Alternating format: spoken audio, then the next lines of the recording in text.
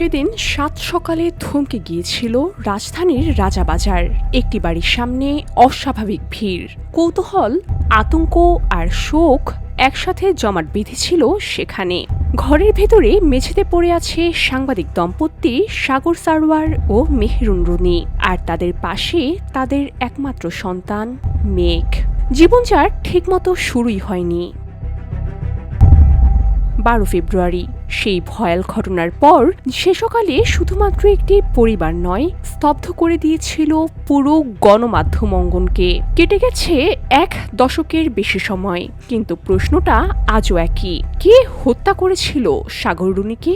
এখনো পর্যন্ত তদন্ত প্রতিবেদন জমা দেওয়ার তারিখ পেছানো হয়েছে 125 বার।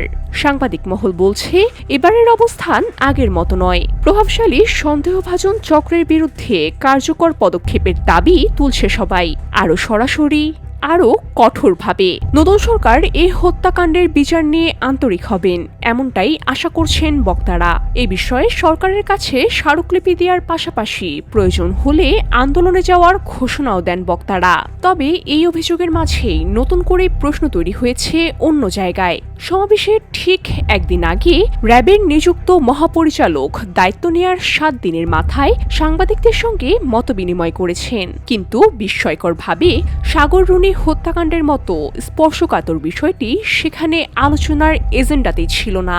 কেন?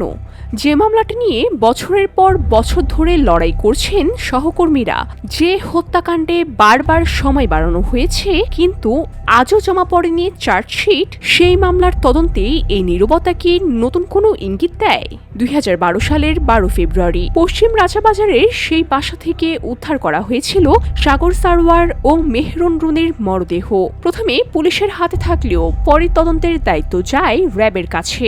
দ্রুত রহস্য উদ্ঘাটনের জন্য আশ্বাস দেয়া হয়েছিল, কিন্তু এক দশকেরও বেশি সময় পেরিয়ে গেলেও সেই রহস্য রয়ে গেছে অমীমাংসিতই। বারবার সময় বাড়ানো, তদন্তের ধীর গতি আর নাটকীয়তার অভিযোগ, সব মিলিয়ে র্যাবের ভূমিকা নিয়েও তৈরি হয়েছে বড় প্রশ্নের। একটি হত্যাকাণ্ড, অসংখ্য প্রশ্ন আর দীর্ঘ এক অপেক্ষা, যার শেষ এখনো অজানা।